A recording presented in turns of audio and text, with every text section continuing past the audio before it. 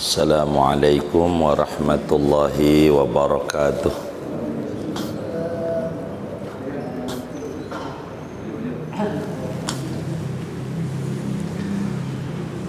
Bismillahirrahmanirrahim.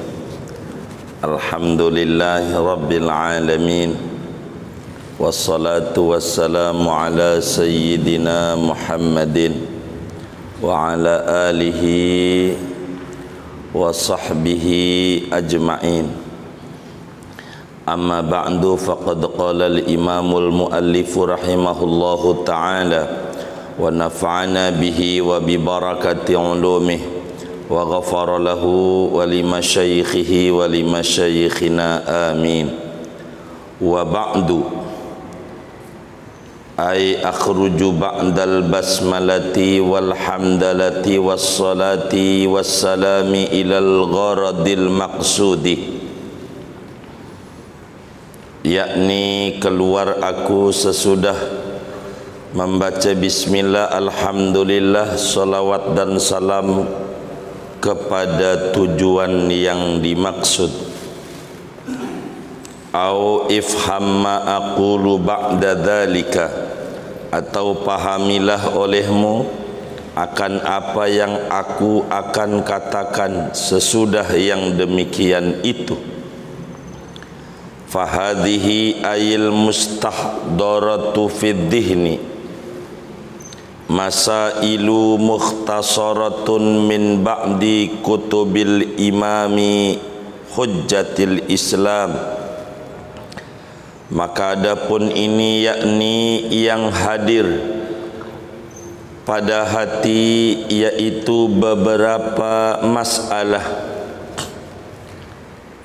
mukhtasaratun yang diringkas, min ba'di kutubil imami, dari sebagian kitab-kitab imam, hujjatil islami, gelarnya hujjatil Islam, Abi Hamidin, kunyahnya Abu Hamid, Muhammad ibni Muhammad ibni Muhammad ibni Ahmad al-Ghazali.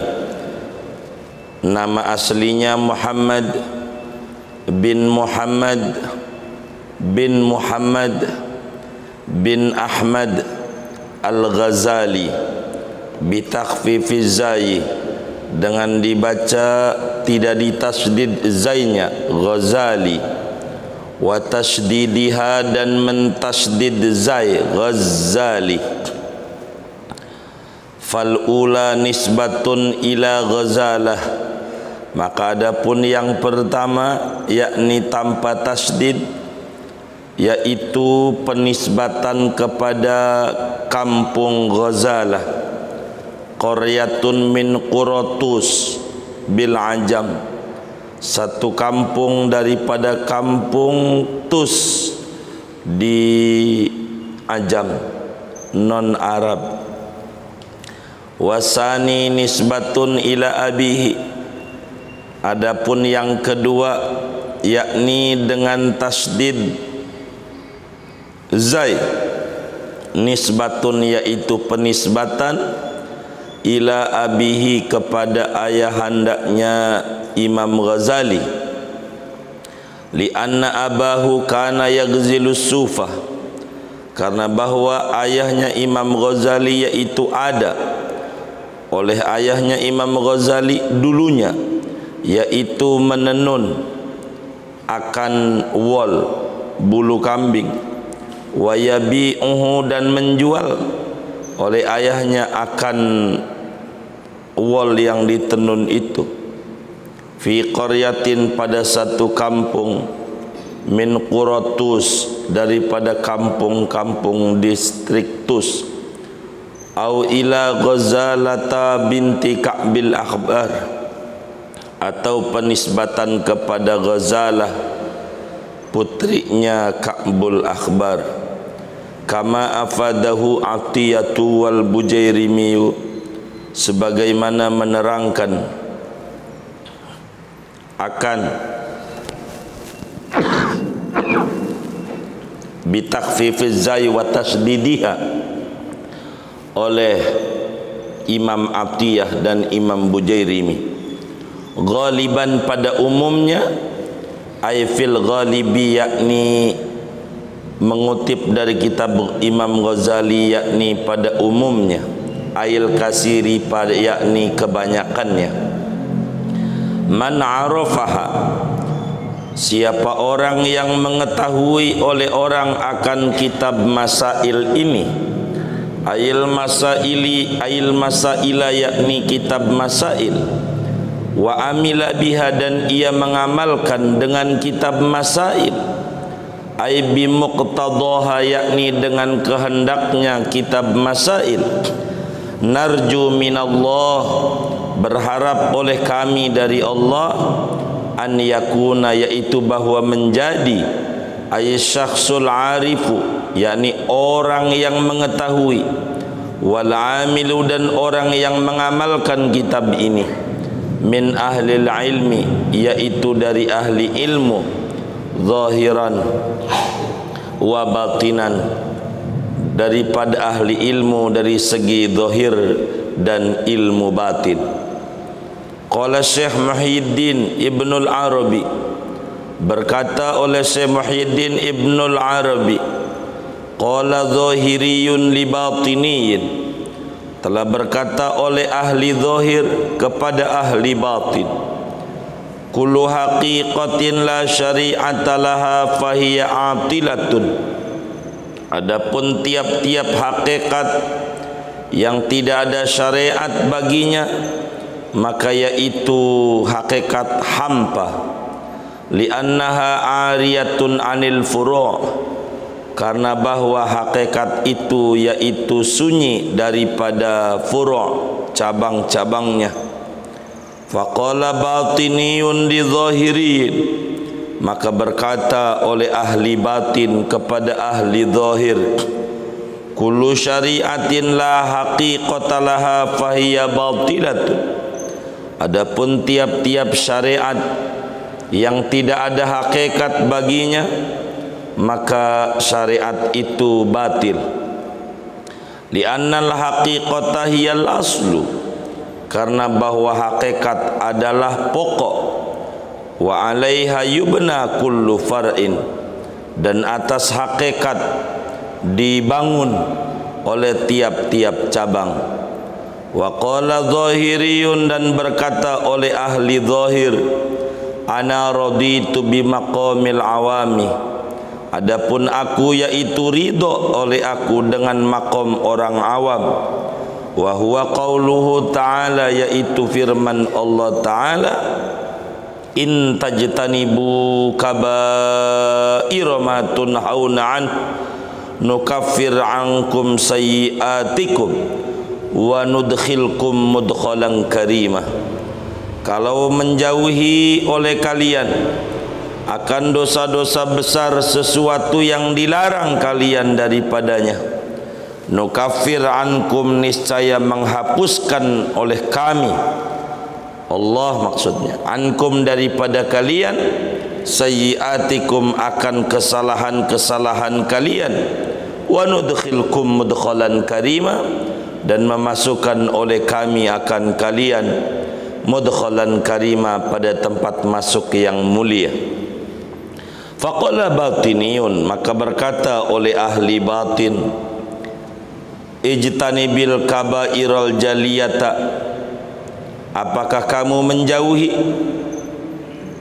menjauhi oleh kamu akan dosa-dosa besar yang nampak, walam tajtanib al kabairal khafiyata, sementara tidak menjauhi oleh kamu akan dosa-dosa besar yang tersembunyi.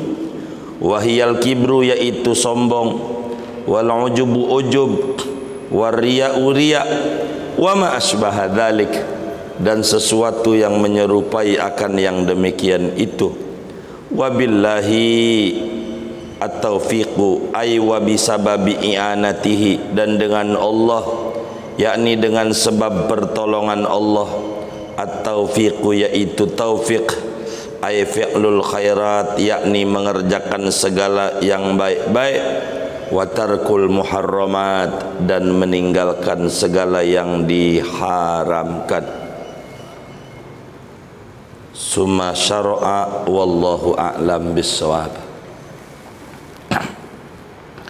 Saudara-saudara sekalian yang mulia, syukur kepada Allah Subhanahu wa taala, pada pagi hari ini kita mengkaji kitab Bahjatul Wasail, akan menutup khutbah daripada kitab Bahjatul Wasail atau matan masail daripada Imam Al-Habib Ahmad bin Zain Al-Habsyi.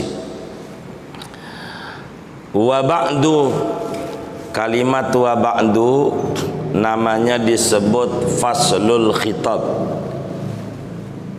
Kalimat wa ba'du itu namanya faslul khitab. Satu dilalah untuk pindah dari satu uslub ke uslub yang lain.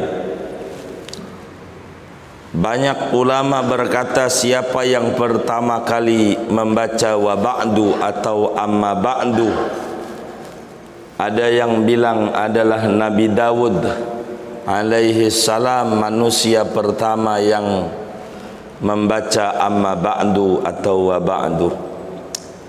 Kedua, Qus bin Sa'idah, seorang bangsa Arab sebelum Rasulullah lahir. Beliau yang mengawali membaca wa ba'du dalam satu pendapat, dan perlu kita baca wa ba'du atau amma ba'du sama. Wa ba'du tu wawnya pengganti amma, wawnya pengganti amma. Jadi asalnya wa ba'du tu amma ba'du, begitu. Fahadihi, ini kitab, yakni yang akan dituangkan daripada pemikiran Syekh Ahmad bin Zain Al-Habsyi. Ini kitab yang dalam kurung, barangkali kitab yang Bapak punya atau yang di atasnya, kalau ada atas bawah bentuknya. Ini kitab namanya kitab Masail. Jadi beberapa materi kecil yang kandungannya 3. Ada masalah tauhid, masalah fiqih, masalah tasawuf. 3 masalah ini disebut masail sama yai kita. Jadi kitab yang kita baca adalah penjabaran kitab masail. Tapi kitab yang kita mau terangin ini kitab masail.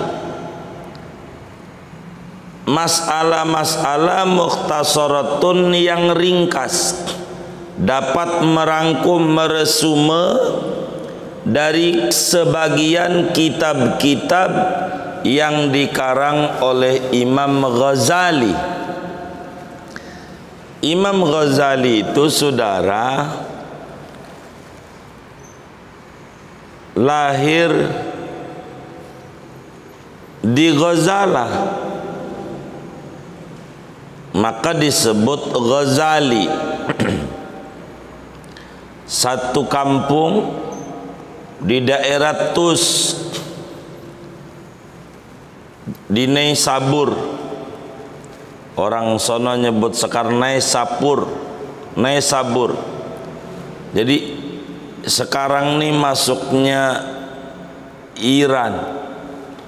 Jadi Irak udah di ujung, udah Iran masuknya.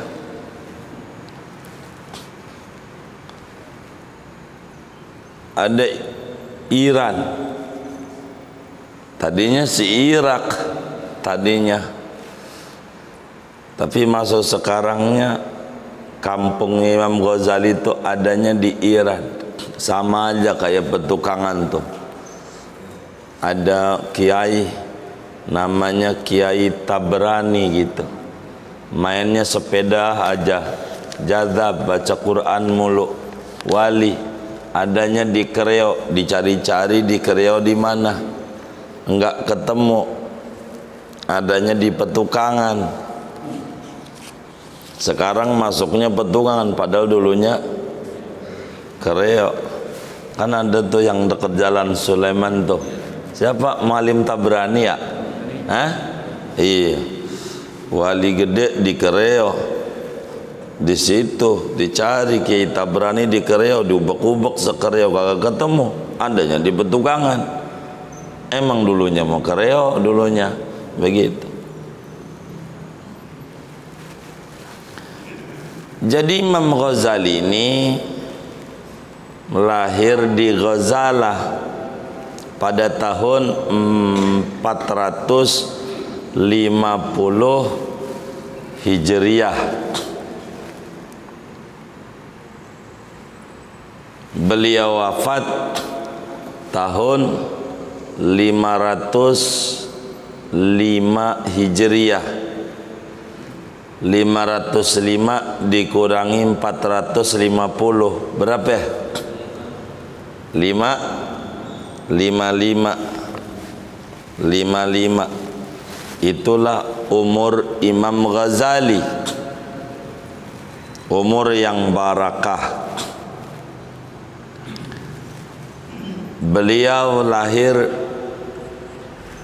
dari keluarga yang amat sangat mencintai Rasulullah sallallahu alaihi wasallam. Meski keluarga sederhana, betapa tidak kakek beliau namanya Muhammad, emang buyutnya demen sama Nabi. Buyutnya Imam Ghazali namanya Ahmad, nama Nabi juga. Kasih nama sama kakeknya, namanya Muhammad. Kakek Imam Ghazali namanya Muhammad. Pengen barakah, ngambil nama Nabi, sebab nama Nabi itu mengundang barakah. Barakah dunia, barakah akhirat. Barakah akhiratnya kata Allah dalam hadis qudsi, fawalladzi nafsi fawa'izzati wa jalali la u'adzibu ahadan tasamma bismi habibi. Maka demi keagungan dan kemuliaanku, kata Allah, aku tidak bakalan menyiksa hambaku yang namanya sama dengan nama kekasihku, yang namanya Muhammad, Ahmad. Dalam dalail itu ada 201 nama. Ahyad namanya, Khatibul Umam, macam-macam nama Nabi, gelar. Maka orang itu nggak bakalan Allah siksa. Dan andai dia melakukan kesalahan banyak di dunia, maka yang pertama kali dikeluarkan dari neraka orang yang namanya sama dengan nama Rasulullah sallallahu alaihi wasallam. Maka nama anak tuh yang bagus, jangan asal-asalan. Nama anak dia pakai nyari di tanah kusir. Emang si nama banyak macam-macam begitu. Jangan nyari nama yang bagus. Jangan asal-asalan kasih nama anak. Jangan. Apalagi gabungan abah dan ibunya. Nggak usah. Nggak usah digabung. Abahnya bengal, ibunya bengal, udah wassalam, anaknya bengal kuadrat. Begitu, nggak usah. Kata teman kita, abahnya namanya Abbas, ibunya Komariah, anaknya Baskom, gabungan. Nggak usah nama yang bagus, itu tugas ayah. Dan nama yang bagus kata Nabi, afdalul asma ma'ubid wa mahmid. Nama yang baik adalah nama Allah disertai abdun, Abdullah, Abdurrahman, Abdul Tawab, Abdul Salam, dan seterusnya sampai 99. Yang kedua, nama Nabi Muhammad, Ahmad, terus yang puji-pujian aja, Mahmud, nama yang bagus. Terus nama malaikat, Ridwan, Malik, Jibril Batistuta, gitu. Mikhail Gorbachev, nggak apa-apa Mikhail. Cuman kalau Israel jangan. Walaupun boleh, ngeri apalagi zaman pandemi kayak begini nih. Ditanya orang sakit, dia besuk juga, siapa yang datang? Israel. Itu udah begini tuh, gitu repot dia. Jangan dia. Boleh sih boleh, tapi janganlah. Walaupun boleh juga. Nama ulama ini Imam Ghazali. Maka si kakek Muhammad lahir lagi anak laki-laki, dikasih nama Muhammad lagi. Itulah abahnya Imam Ghazali. Abahnya namanya Muhammad, jadi Muhammad abah, Muhammad kakek. Ternyata beliau sendiri dikasih nama oleh abahnya Muhammad lagi. Jadi Muhammad ini ada Muhammad cucu, ada Muhammad bapak, Muhammad kakek, semuanya Muhammad. Enggak pengen lari daripada nama Nabi Muhammad. Wong barakah, nama Nabi itu barakah sekali. Jadi pakai nama itu Muhammad namanya.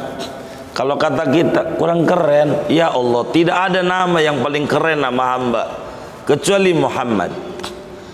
Orang yang dipuja-puji karena akhlaknya baik itu Muhammad. Udah nama itu aja, itu nama yang baik.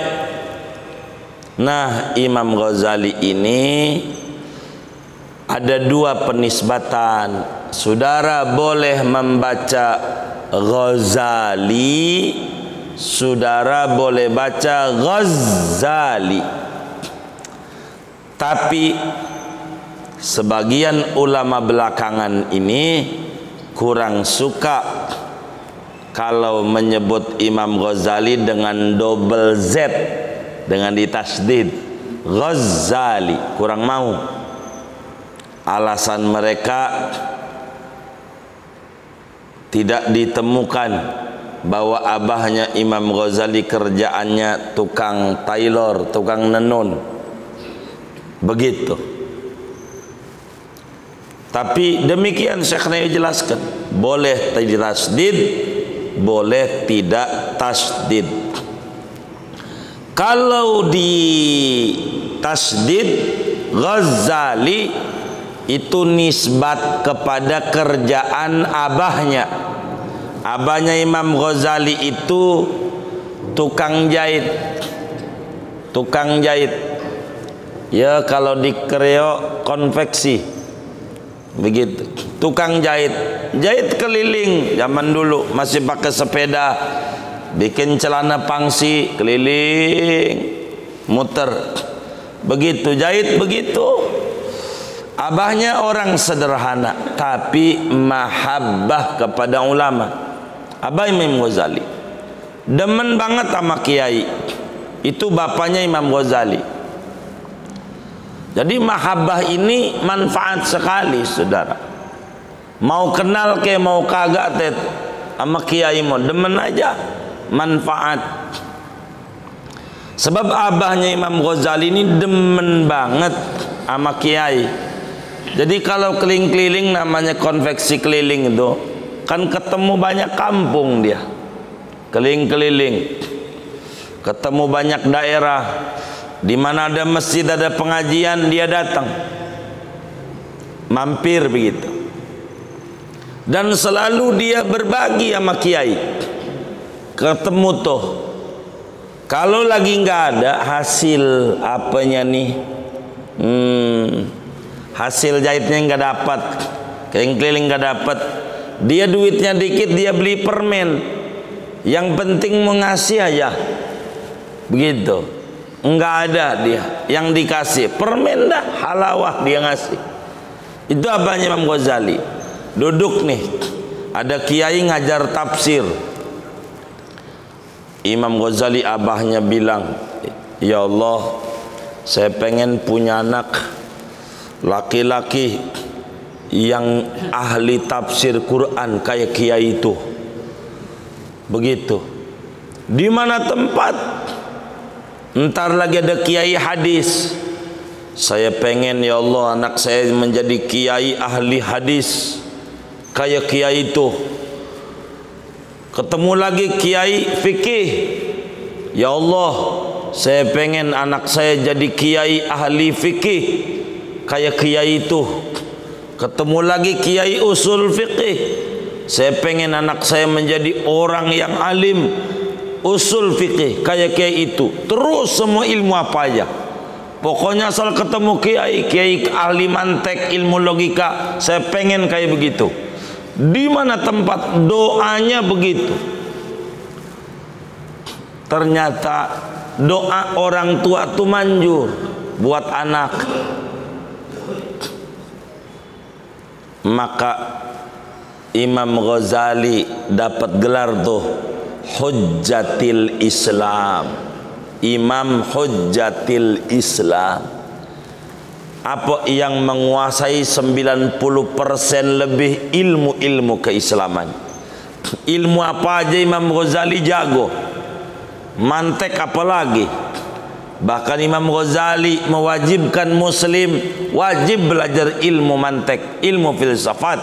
Imam Ghazali saking jagonya itu. Imam Ghazali hebat.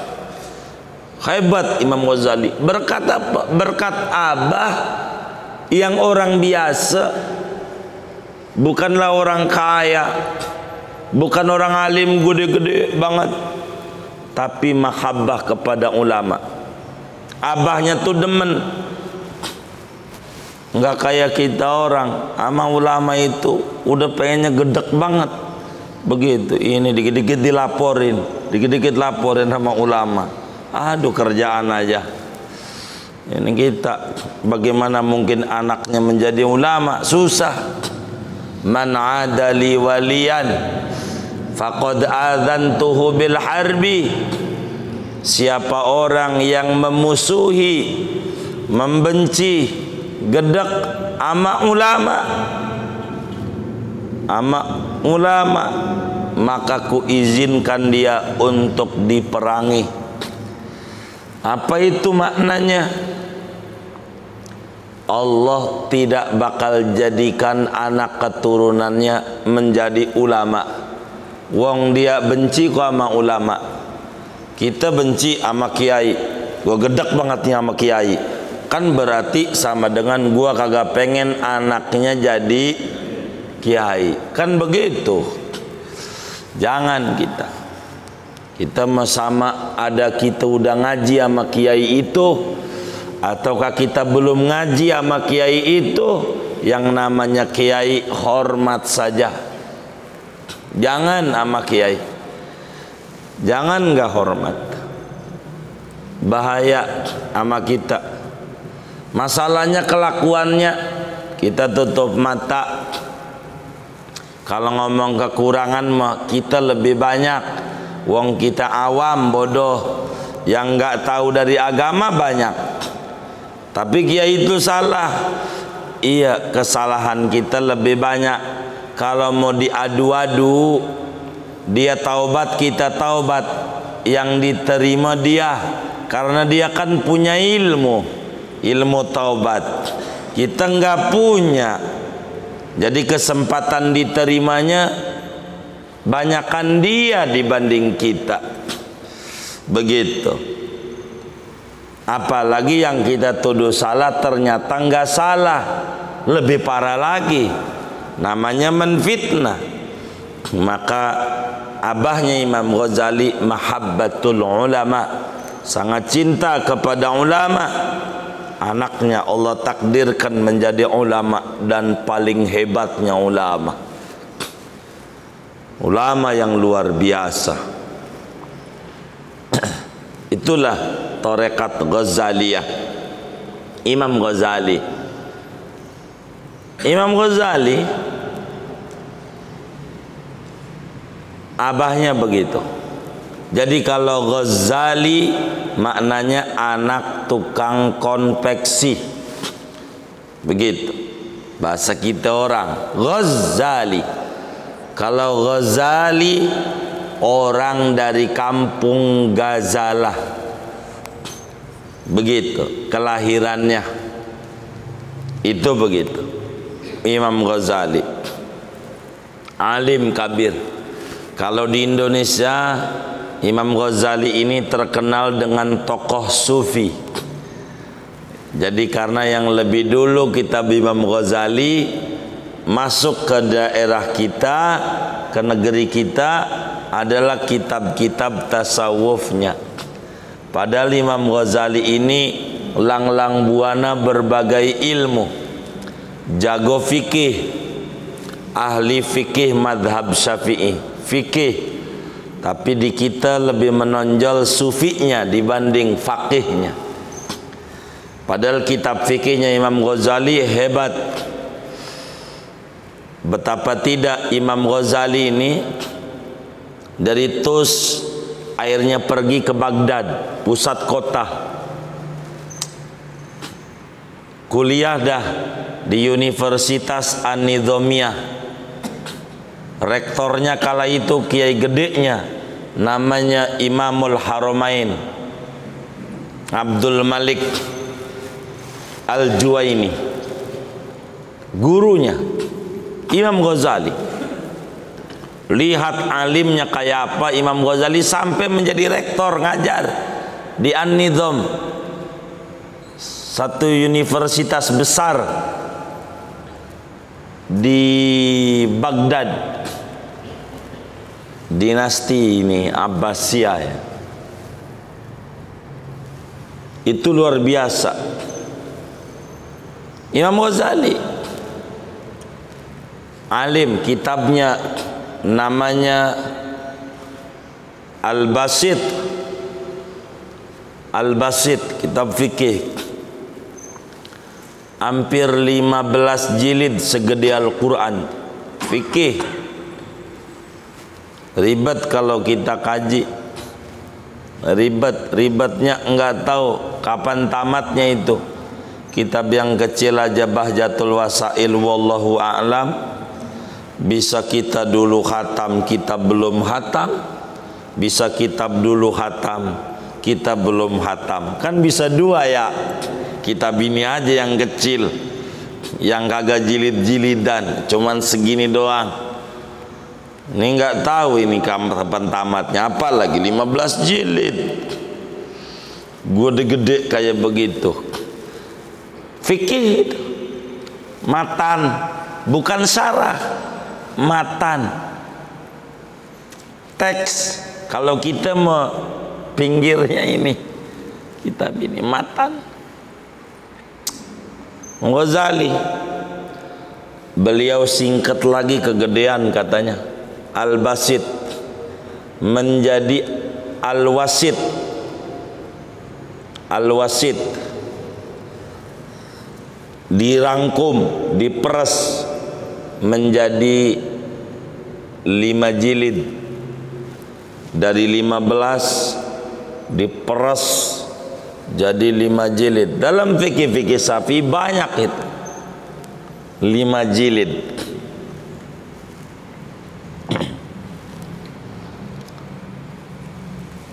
Di Al-Wasit inilah ulama banyak menjadi rujukan.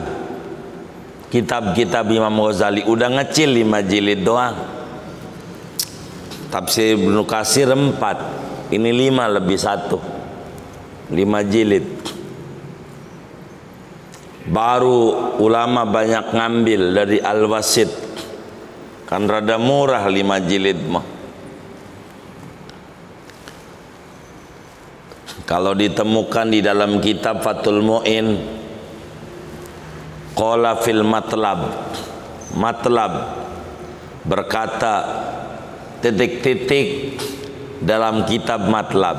Apa itu? Maksudnya Ibnu Rif'ah dalam kitabnya Matlabul Ali, yaitu syarah dari kitab Wasit Al-Imam Ghazali. Jadi 5 jilid ini dijabarin lagi oleh Imam Ibnu Rif'ah, gede lagi jadi 12 jilid, namanya Al-Matlab, Matlabul Ali. Imamun Nawawi yang punya Riyadhus Shalihin atau Muhadzab Majmu' tuh nyarahi juga dengan nama At-Tanqih Al-Ali, syarah Wasit Al-Ghazali. Tapi Wasit ini karena masih gede 5 jilid, diperes lagi sama Imam Ghazali menjadi Al-Wajiz, ringkasan banget. Wajiz ini sejilid doang, banyak beredar dah Wajiz. Tapi ada ulama nyoroti Al-Wajiz ini terlalu singkat padat, rada susah dipaham sama yang awam-awam, sama yang awam-awam. Makalah kemudian itu sama Imam Rafi'i disarahin menjadi Al-Ajiz. Al-Ajiz. Orang Syafi'i ini ngaji kitab-kitabnya disebut Fathul Ajiz, gede lagi sejilid kecil jadinya sampai berjilid-jilid. Al-Ajiz disingkat jadi Al-Muharrar, disingkat lagi menjadi Minhajut Talibin. Udah ngaji tuh orang. Dari Minhaj baru ada Tuhfatul Muhtaj, Nihayatul Muhtaj, Mughnil Muhtaj. Ini pohon hukum-hukum dalam kajian madhab Syafi'i, bermula dari Imam Ghazali ini, menyingkat punya gurunya namanya Nihayatul Matlab. Imam Ghazali ulama besar, ulama besar. Kata Al-Habib Ahmad bin Zain Al-Habsi, kitab saya ini adalah ringkasan dari kutipan dari kitab-kitab Imam Ghazali. Tapi di antara yang beliau kutip dari kitab Bidayatul Hidayah Imam Ghazali, maka beliau sebut ghaliban, umumnya. Jadi kebanyakan penukilannya dari karya-karya Imam Ghazali. Sebab manfaat kitab Imam Ghazali, manfaat Imam Ghazali. Kalau kita kesulitan, kata ini ahli tarekat Syadziliyah, ahli tarekat Syadziliyah, pembangunnya namanya Imam Abul Hasan Asy-Syadzili. Beliau bilang, "Man kanat lahu hajah falyatawassal bil Imamil Ghazali." Siapa orang yang punya kebutuhan, stres, pengen hajatnya cepat qabul, perasaan susah banget, maka bertawassul saja, kirimin Fatihah saja Imam Ghazali, jangan kagak. Allah ijabah dengan cepat kalaulah disebut nama Imam Ghazali. Begitu. Itu pendiri Tarekat Syadziliyah yang bilang begitu. Saking hebatnya Imam Ghazali. Hebat. Ulama besar Imam Ghazali. Tapi pengarang kitab kita ini juga wali juga karena pencinta Imam Ghazali. Kan muridnya Imam Haddad yang ratibnya dibaca oleh guru kita tadi. Kita baca sama-sama Ratib Haddad. Ini yang ngarang kitab Masailnya ini Habib Ahmad bin Zain Al-Habsyi, murid Imam Haddad, wali gede yang ngarang nih. Begitu, wali besar. Tuh, orang kalau bergantung Imam Ghazali begitu. Jadi gede. Habib Ahmad bin Zain Al-Habsyi. Beliau doa ini yang ngaji kitab ini nih. Kata beliau, man arafaha wa amila biha narju minallah an yakuna min ahlil ilmi zahiran wa batinan.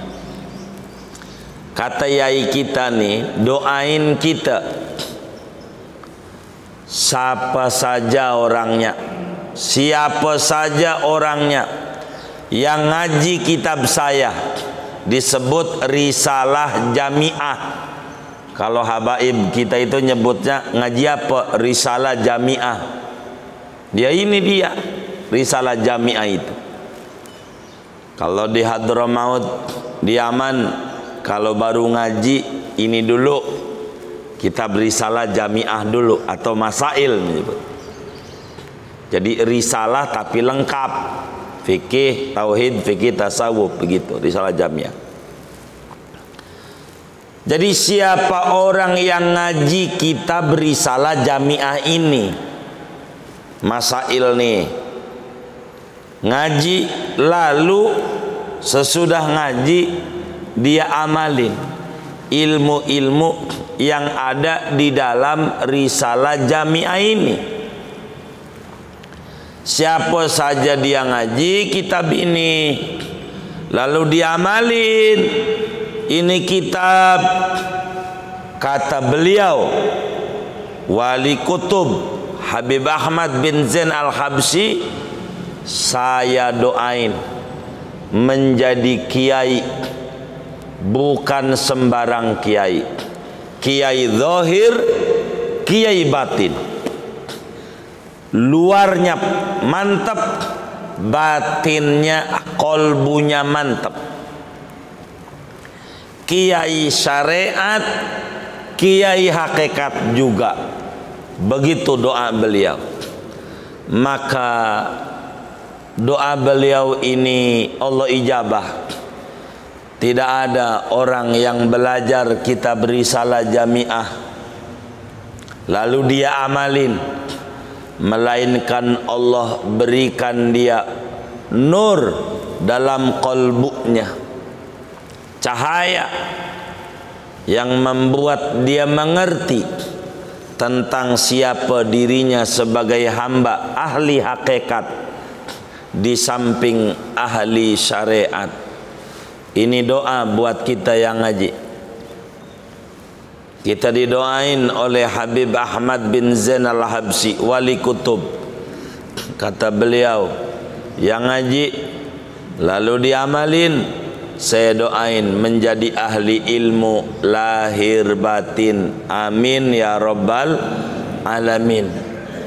Kita tak boleh putus asa.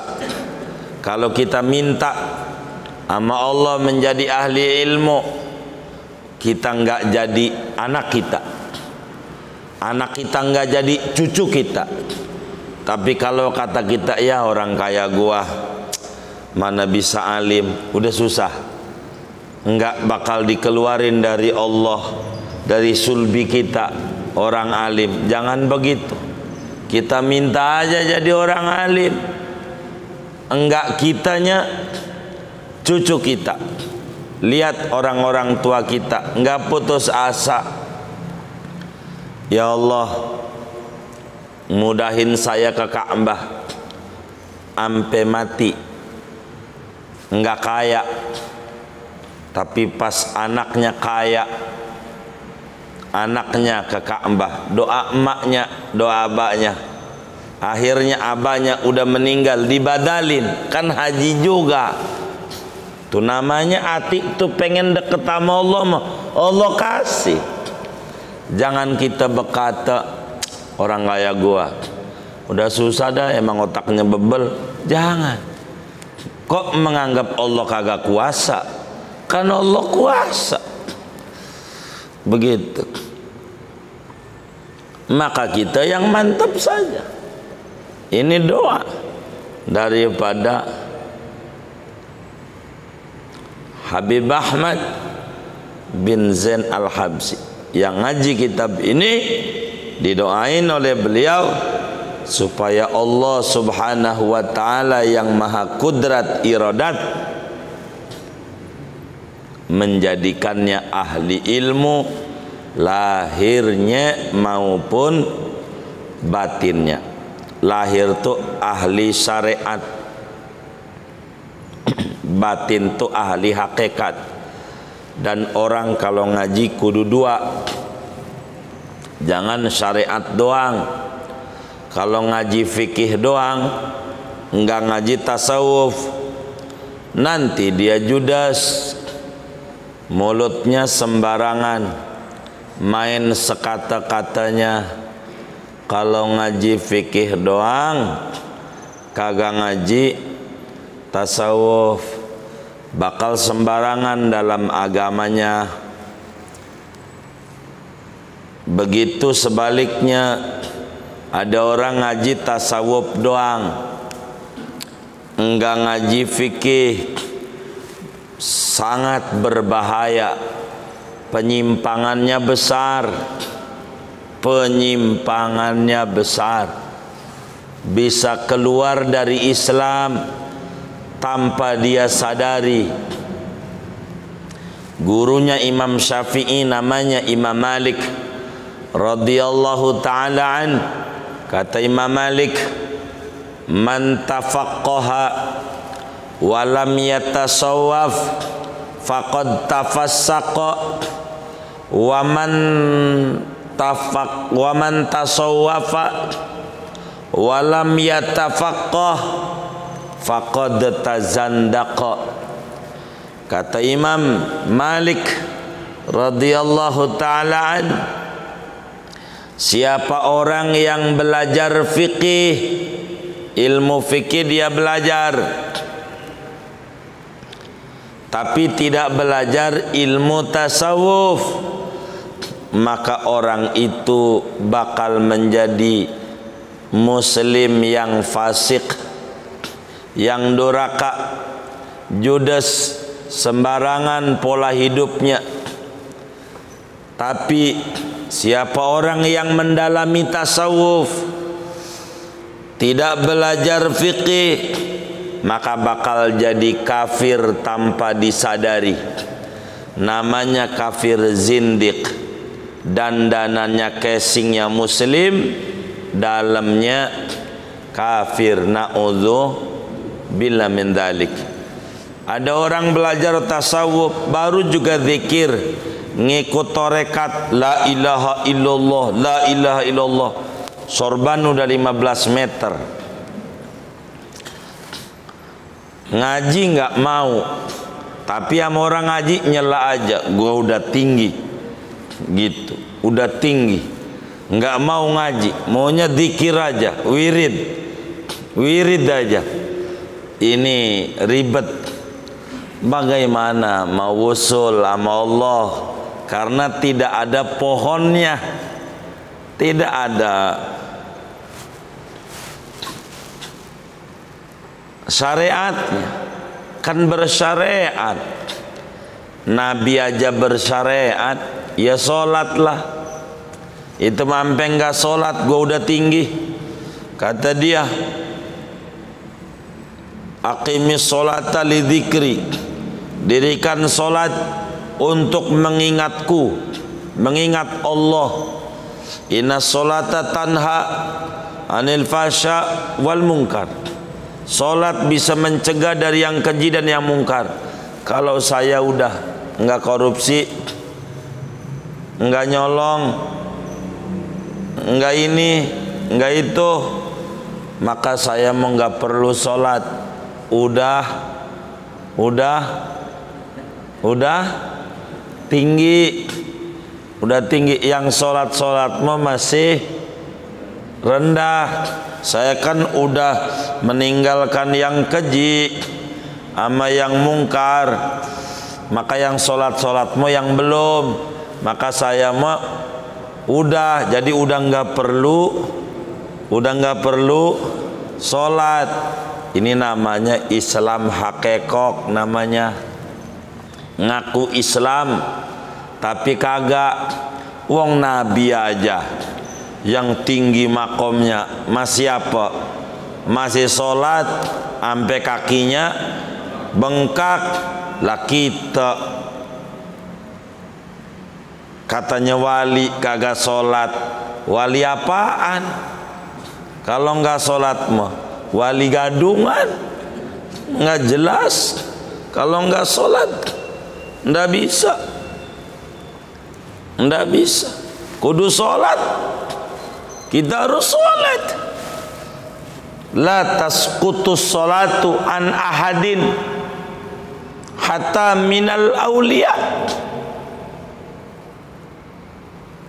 Enggak boleh sholat itu hilang dari orang, hatta orang yang ngaku wali. Enggak. Wa kaifa wal Mustafa sallallahu alaihi wasallam sayyidul aulia wa sayyidul anbiya wa sayyidul khalqi ajmain, wa huwa qadrama qadamahu bikasrati salatihi. Bagaimana Rasulullah sallallahu alaihi wasallam yang dia rajanya wali, rajanya nabi, rajanya rasul, rajanya makhluk sejagat raya, enggak pernah tinggal sholat, bahkan sholatnya bukan yang wajib doa, sampai yang sunnah-sunnah sampai kakinya bengkak. Lalu kita ngaku wali, enggak ibadah, ngarang, jangan percaya. Begitu disebut al-jununu fununun. Gila itu macam-macam. Yang percaya sama orang gila sama dengan gila. Gitu. Gila. Itu begitu. Wali itu dandanin kita. Wali itu kalau ngomong ketemu kita begini, tebakan wali, kasyaf, disebutnya kasyaf, tebakan wali. Ente ini kudu banyak tobat sama Allah biar ente cepat nyampenya. Ente ini udah demen sama zikir, tapi ente banyak salah sama Allah. Tobat aja biar zikir ente cepet kabulnya. Wali begitu, yang diomongin cara-cara kita dekat dengan Allah. Ini mah wali. Kita datang, ente ini lagi payah ini, kata kita. Tahu aja ini orang wali ini, kata kita. Kata dia ambil ngangguk-ngangguk, merem, ambek pura-pura mikir. Ada yang benci ente ini, kata kita. Tahu aja, Mbah, yang benci orang mana ini, biar jelas. Kata simbahnya merem lagi. Enggak jauh, kata Mbah, enggak jauh. Kata kita, yang jelas Mbah, ini enggak jauh nih, yang mana? Rumahnya yang ngadep mana nih? Depan rumah saya, kanan, kiri, belakang, atau bagaimana?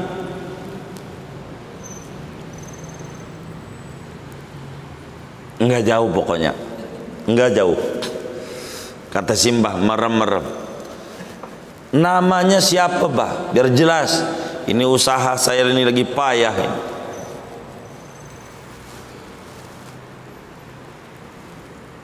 Merem-merem.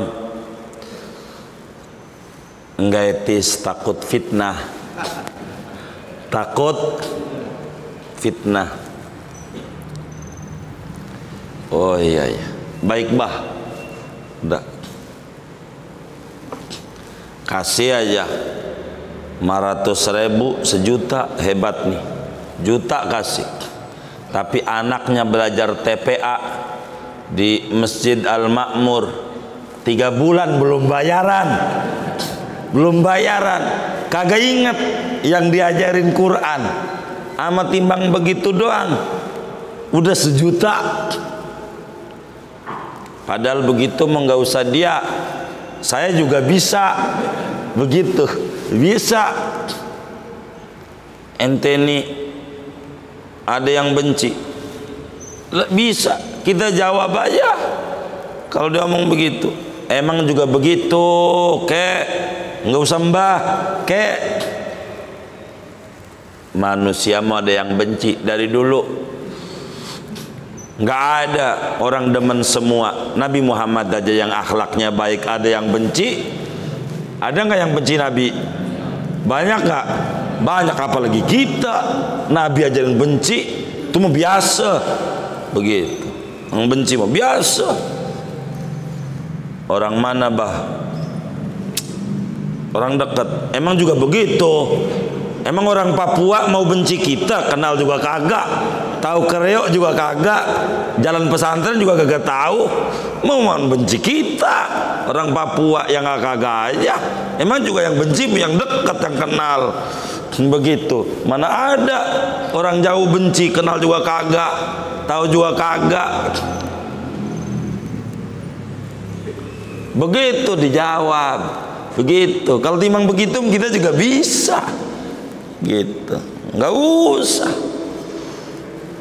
Yang kita kagum itu yang ibadah, kagum itu, begitu. Sebab kalau kita mau kagum,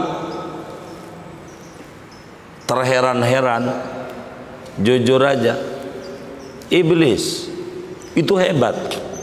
Habis goda orang Kreo, dia bisa cepet banget goda orang Surabaya, cepet ya, ngilangnya itu loh. Bisa ngilang, itu hebat itu. Boleh tuh dikagumi mah. Begitu tuh. Ya.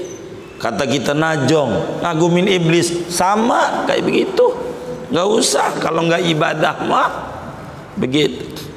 Tapi masalahnya ini bisa daun jadi duit. Luar biasa. Emang gua juga lagi banyak utangnya, cicilan lagi banyak, pandemi kayak begini, pas. Begitu. Lumayan. Bohong. Dari mana daun jadi duit? Pikirin aja, makal sehat, jangan ngelamun. Kita bisa ngerubah daun jadi duit. Kira-kira kita mau dongeng-dongengin sama orang biar orang pada bisa, apa buat kita sendiri? Hah? Hah? Buat kita sendiri apa buat orang-orang? Iya, diri sendirilah. Ada emas, kita nemu emas, kita mau bagi-bagi dongengin orang apa kita diam aja? Iya diam aja. Kalau dia bisa daun jadi duit, ya diam aja, bikin aja terus, lumayan. Isi kotak amal, bagi ke orang miskin tuh biar Idul Adha bisa ngorban di Al-Makmur, kan begitu saja. Begitu biar banyak, bagi kalau bisa. Tapi kita akal sehatnya nggak ada. Emang juga ibu yang bisa jadi. Ini bisa. Dulu ada. Saya masih di Duku dekat Mu'alim, ada anak muda. Ada itu di Rompuak bisa. Kata kita, kagak. Kalau dia bisa, dia ini. Tapi benar, kagak. Ente lagi stres. Yang waras saja dah. Udah makan belum? Belum. Makan dulu dah, biar tenang. Karena ente lapar, jadi ente percayaan sama begitu. Begitu. ente zikir, baca ratib, baru bangkit. Kalau nggak nurut bisa gila, beneran. Sebab saya punya pengalaman, ada pengalaman. Saya dipanggil orang, saya sebut aja daerahnya, Bendi, komplek Bendi kala itu. Pengen bicara berdua, nggak boleh keluarganya tahu. Mana ini anak kesayangan, anak bontot. Orang ini rumahnya banyak nih bapaknya. Dia anak muda. Cukup lama ini kasus. Saya ngobrol berdua di kamarnya, dia nangis. Loh, kenapa nangis? Kata saya nggak mau sebut namanya, takut kenal nanti. Repot juga saya, apalagi direkam ini. Dia nangis. Saya, kenapa? Dia bilang saya main saham. Ini dulu. Lebih dari 7-8 tahunan kasus. Main saham. Hari itu dia minus, rugi 500 juta. Gede. Hari itu dia bingung, rumah bisa kelepas. Stres, main saham. Jadi terus saya tanya, kenapa panggil saya? Itu dia. Saya ini maksudnya pengen ngegandain duit, kata dia, untuk bayar utang-utangnya. Lah ini rumah bisa dijual, mana rumah papi lagi, kata dia. Apa dikata? Saya kan pengen kaya kayak abang saya. Dulu kan abang saya rumahnya banyak, main saham. Jadi saya pengen kaya. Ente udah belajar? Ya belum, saya nggak ada keilmuan. Waduh. Jadi pengen ngegandain duit. Kata kita, kagak bisa. Kata dia, saya dengar di Banten ada. Bapak kan orang Banten. Bohong, kata saya bilang. Ya kagak aja. Kagak ada ilmu-ilmu yang kayak begitu. Bohong, beneran. Kalau bisa meni, saya aja kalau bisa, saya nggak mau bagi-bagi sama orang, enggak. Gitu. Saya buat sendiri aja, begitu, sendiri aja. Langsung bikin toko-toko, begitu. Kata saya sama orang. Terus saya rapihin otak. Kalau nggak gila nih orang. Ujung saya baca ratib. Udah ente ikut saya baca ratib haddad. Ente kebayar utang ente 500 juta. Yakin, hakul yakin. Yang benar, iya, asal ente khusyuk. Dia mulai zikir. Sekarang nyengir-nyengir, rumahnya udah banyak lagi dia. Begitu orang itu. Masih hidup, karena masih hidup. Usahanya batu bara, usahanya. Akhirnya. Jadi intinya, kita harus paham ahli batin, ahli zahir. Cuman ada hubungan, saudara. Kata Syekh Nawawi, ini dialog antara orang syariat sama orang hakikat. Kata orang syariat, hakikat tanpa syariat nol. Apa yang mau diambil, wong nggak ada cabangnya, nggak ada buahnya.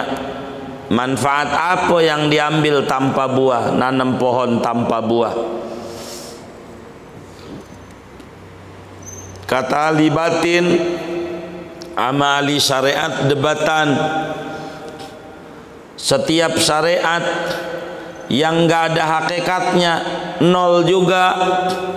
Sebab hakikat akar. Bagaimana ada batang kalau nggak ada akar?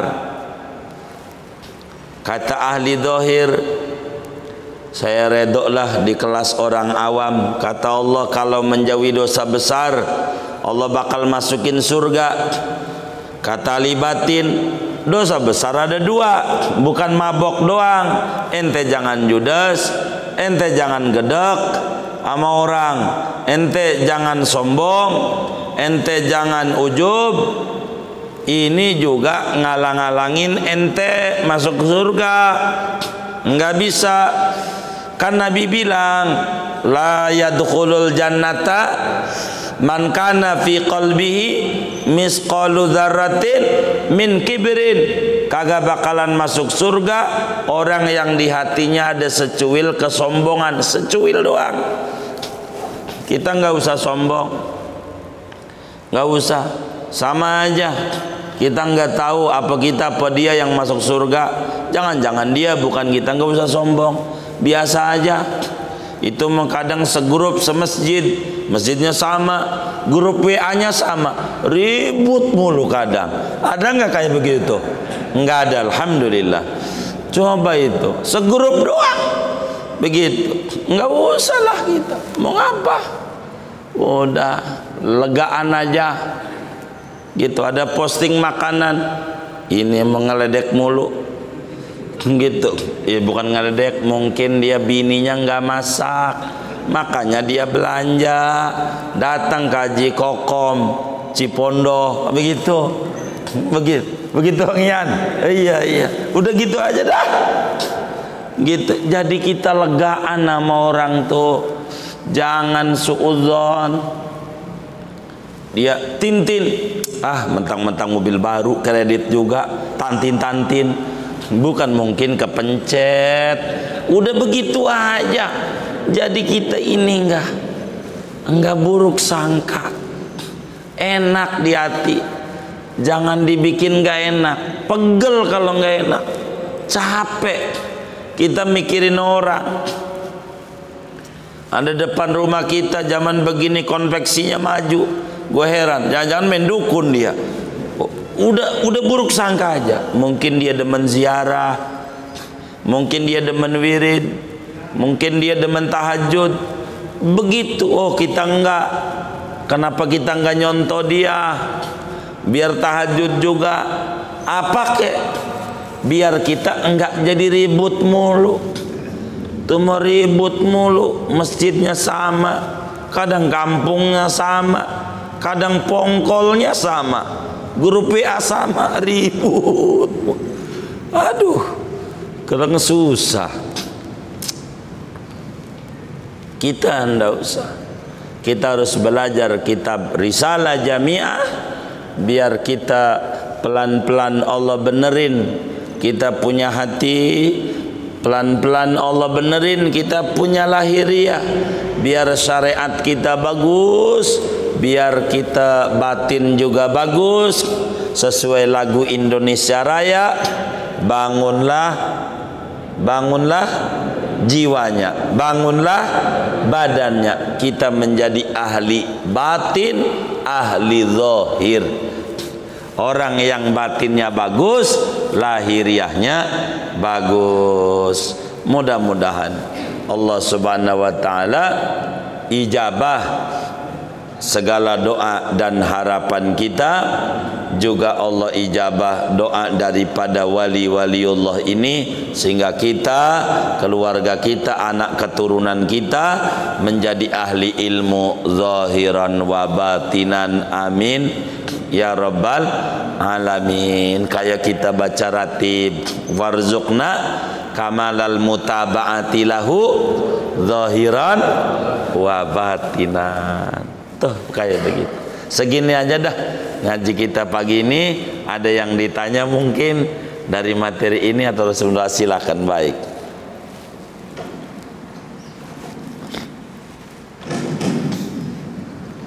Oke, mau nanya untuk doa yang gak diawali sama sholawat, gak diakhiri sama sholawat, katanya kan gak terkabul.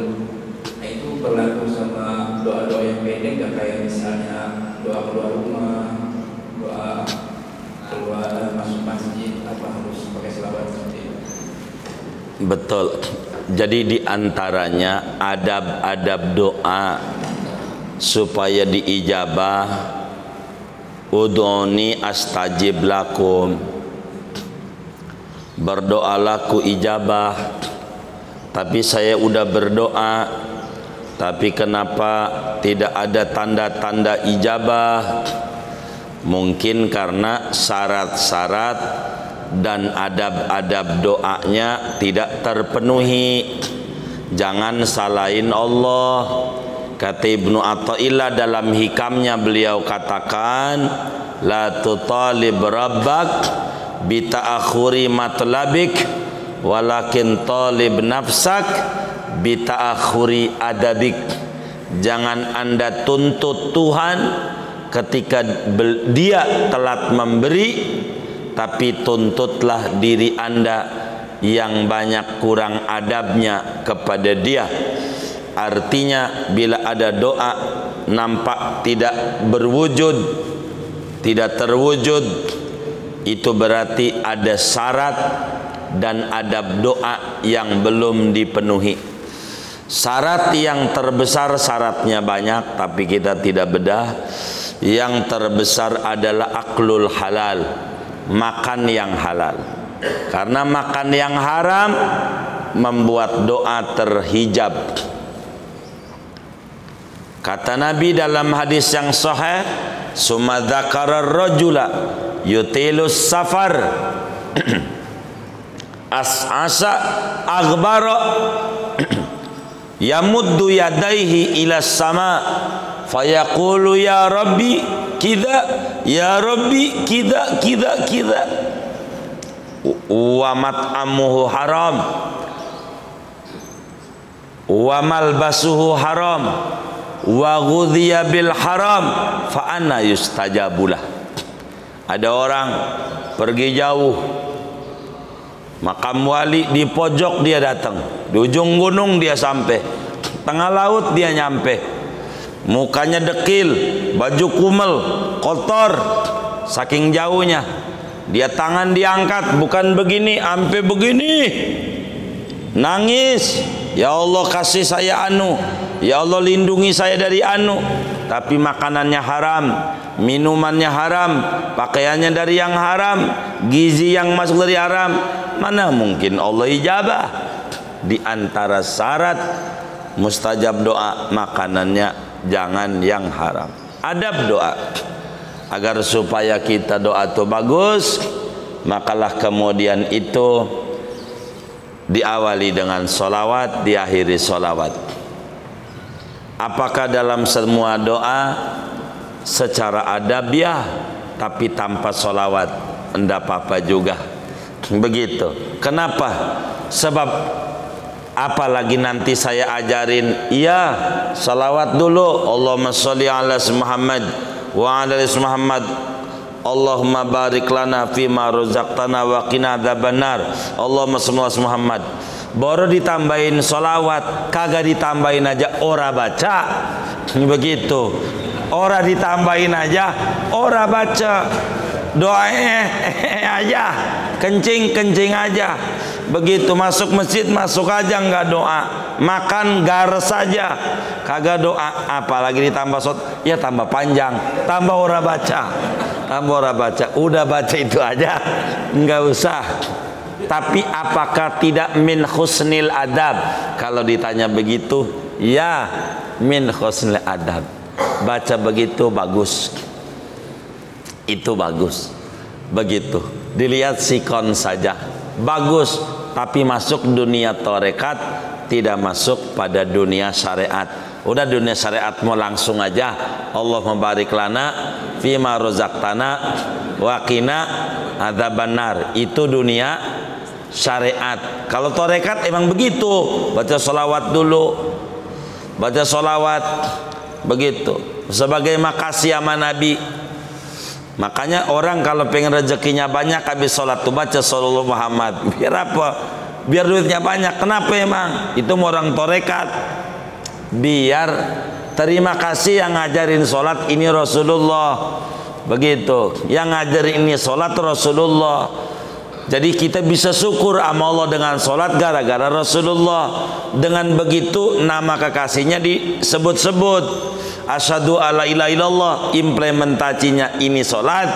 Wasallallahu Muhammad Rasul, implementasinya sallallahu Muhammad. Dah biar bagus, didemenin maka duitnya banyak. Habis sholat baca sholawat. Begitu rahasianya. Itu mau orang torekat mainannya.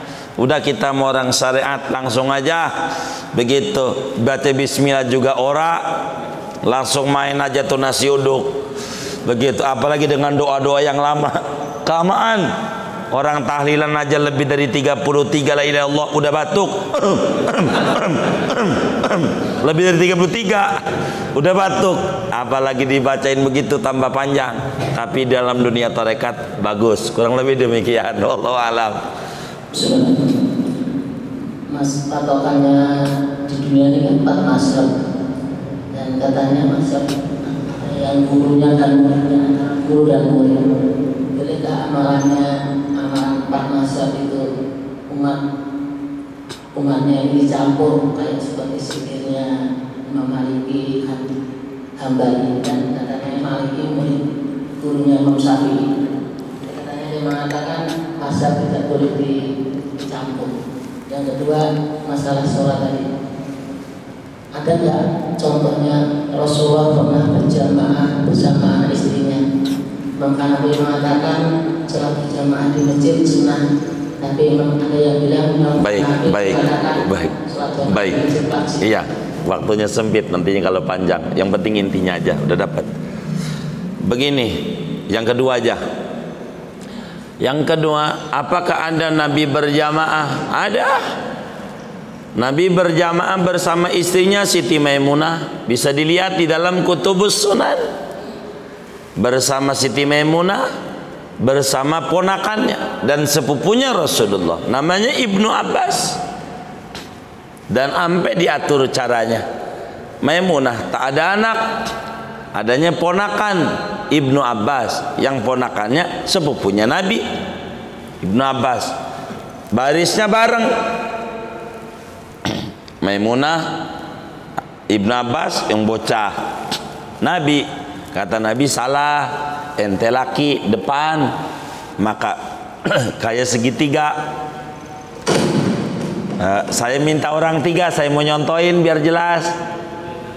3 orang, sini aja diri, situ tuh 3 orang, enak saya. Baris dulu, baris lempeng, kiblatnya sono, Udah, nggak usah maju-majuan, udah yang penting kelihatan. Mundur di pantat satu, di pantat siapa imamnya, yang jadi imam satu dulu, terus lempeng Bang Ian. Iya lempeng.